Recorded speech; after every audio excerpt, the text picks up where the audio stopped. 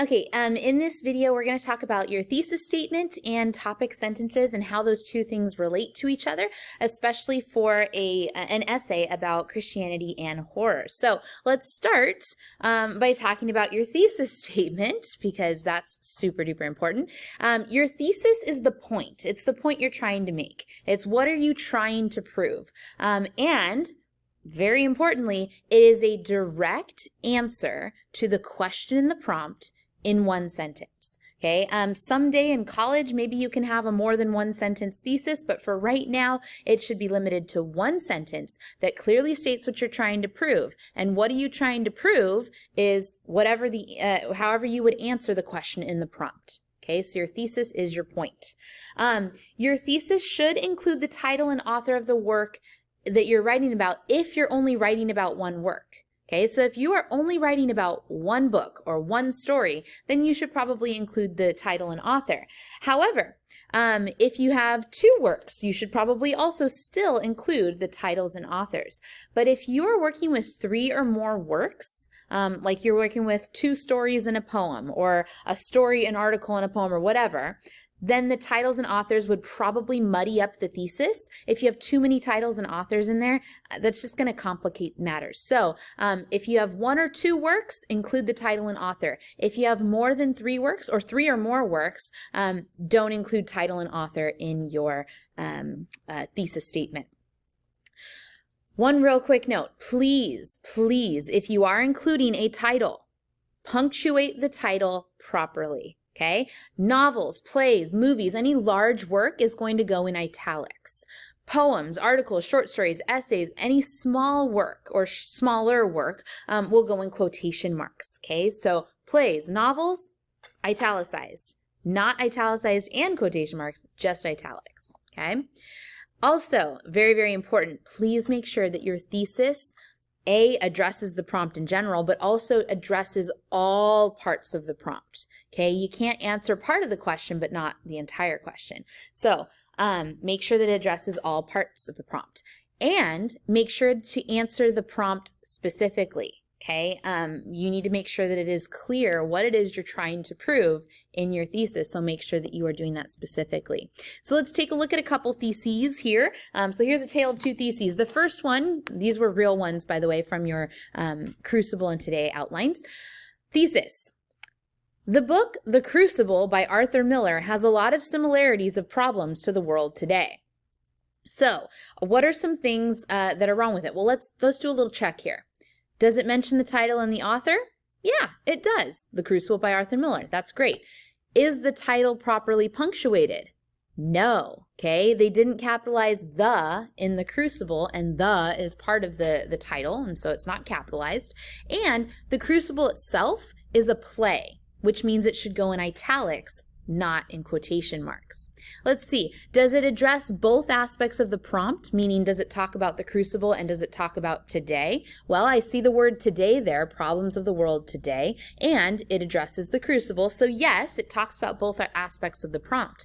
Is it specific? Look at it. It says, the book The Crucible by Arthur Miller has a lot of similarities of problems, whatever that phrasing is, has a lot of similarities of the problems. Does it actually mention any of those problems or ways that they are similar? No, so this is not a specific thesis. Let's take a look at an example of a better thesis.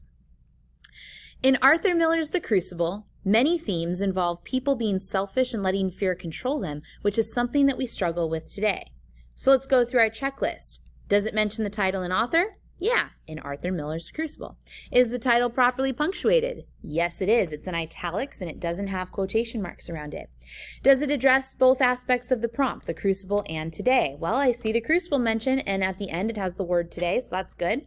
Is it specific? Does it actually address problems or ways that the two, the Crucible and today, are similar? Well, it says people are selfish and people are letting fear control them. Those are specific ways that the two are similar. So yes, it is specific. That's a much better thesis than the one above. Okay. Another thing about thesis statements, please do not list your ideas. Okay. Let's say you have 3 body paragraphs. Let's say you have 3 ideas. Do not simply list your ideas in your topic sentence. For example, In the play The Crucible by Arthur Miller, the themes in the play have similarities to events going on today like hysteria, mistrust of the justice system, and manipulation. So that would be an example of listing. I gave you hysteria, mistrust of the justice system, and manipulation. 1, 2, 3. I gave you a list of ways that they're similar. That's not something we want to do in your thesis statement.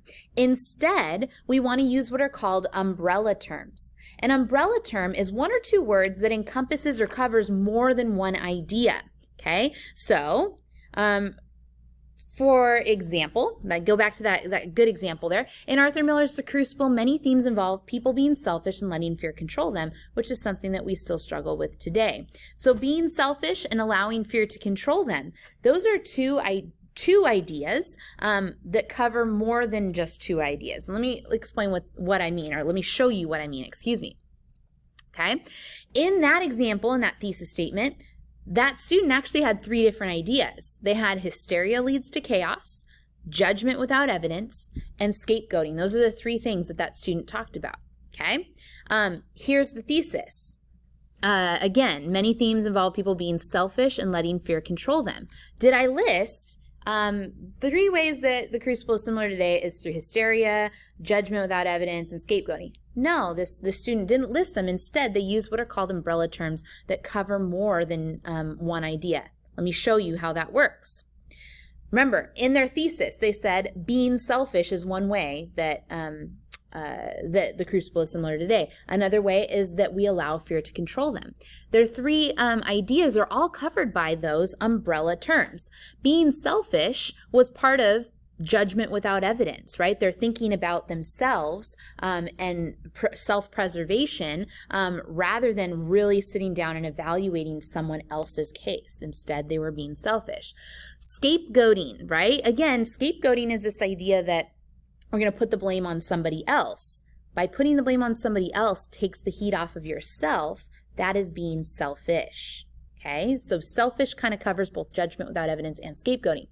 Letting fear control is another umbrella term that covers scapegoating, because we do that because we fear the heat that's coming down on us. And then hysteria, we know, is a loss, or not a loss of control. Well, yeah, kind of a loss of control of our emotions. And that big emotion then is fear. And so we see fear controlling us. We see that through hysteria and scapegoating. So notice I have 3 ideas there, but I really made it, I used umbrella terms to cover multiple ideas. Okay, that's what I mean by using umbrella terms. Now, for your essay, for your mini essay for Christianity and horror, the point, okay, in your thesis statement, you must take a stance one way or the other. Okay, so either Christians should avoid the horror genre or Christians should engage with the horror genre. I understand some of you guys are probably somewhere in the middle. Okay, in fact, I'm somewhere in the middle too. But for the purpose of the essay, you have to take a stance. You have to have a point that you are trying to make, and it must be a strong point, which means it must be on one side or the other. You can include conditions or exceptions in your stance, but you still have to be on one side of the fence. You have to take a stand, okay? Either Christians should avoid the horror genre or Christians should engage with it. Can you have conditions? Yes. Can you have exceptions? Yes, but you still should be on one side of the fence, okay? You probably lean one way or the other, so tell me which way you lean, all right? Think about it. In this essay, you have to use at least 2 stories or poem plus the horrors, okay? So 2 plus 1 equals 3. You are using 3 texts in this essay at least. So should you include the titles and authors in your thesis? No. Okay, if you try and include 3 different texts and 3 different authors all in your thesis statement, it's going to get chaotic and it's going to feel really jumbled and mixed up in your thesis. So do not include titles and authors in your thesis for the mini essay. Okay, here's a sample thesis.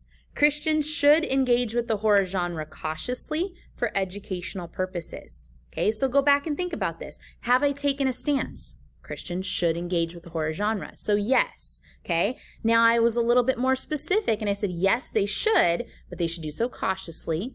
And I gave kind of a stipulation of, hey, they should do so for educational purposes, or that's my reason why I think we should engage with the horror genre. So I have my point, and I have briefly a reason that I'm going to talk about. Okay, they should engage for educational purposes. Okay, that's a sample thesis. Now let's talk about topic sentences. So you have your thesis statement. Your topic sentences have to then relate back to your thesis statement. Okay, so topic sentences for this mini essay. Let's look at the first one. Christians should engage with the horror genre because it teaches invaluable lessons about the potential power that evil can have on a person. So that's one topic sentence. That would be for my first paragraph where I give my reason, right? And my reason is invaluable lessons that we learn from horror, okay? Paragraph 2, here's my topic sentence there. Some argue that Christians should avoid the horror genre because it celebrates perversity, but really it only highlights the depravity of humanity and its need for redemption, okay? So once again, the first paragraph will be a reason that supports my position. Remember, my position is Christians should engage with the horror genre. Why? Here's my reason: because it teaches invaluable lessons about the potential power that evil can have on a person. My second paragraph is supposed to be a counterclaim and refutation. So the first part, okay, is my counterclaim. Some argue that Christians should avoid the horror genre because it celebrates perversity. Remember, my overall claim is that we should engage with the horror genre. A counterclaim would be the other side. And so some people do say, hey, Christians should avoid the horror genre because it celebrates perversity. It celebrates, disgusting, evil things. Okay, there's my counterclaim. But my second topic sentence should not only have a counterclaim, it should also have the refutation there. So here's my refutation. But really, it only highlights the depravity of humanity and its need for redemption, okay? So my second topic sentence should have a counterclaim and refutation. I should acknowledge the other side, but then say why my view is better or why my view makes more sense, okay? Yes, indeed, it does clarify your writing, okay?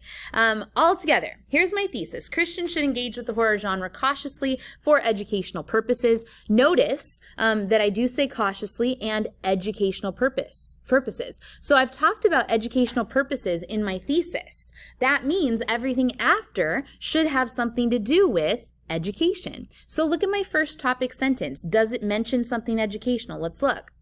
Christians should engage with the horror genre because it teaches invaluable lessons about the potential power that evil can have on a person. Notice when I said teaches lessons, does that have to do with my thesis when it talks about educational purposes? Yes. Okay, let's look at the second one. Some argue that Christians should avoid the horror genre because it celebrates perversity, but really it only highlights the depravity of humanity and its need for redemption. So when you highlight something and talk about the need for something, you are educating yourself or educating others. Okay, so notice that both of my topic sentences both tie back to my original thought in my thesis that we should engage with the horror genre for educational purposes. And that'll do it for topic sentences and theses, or your thesis statement.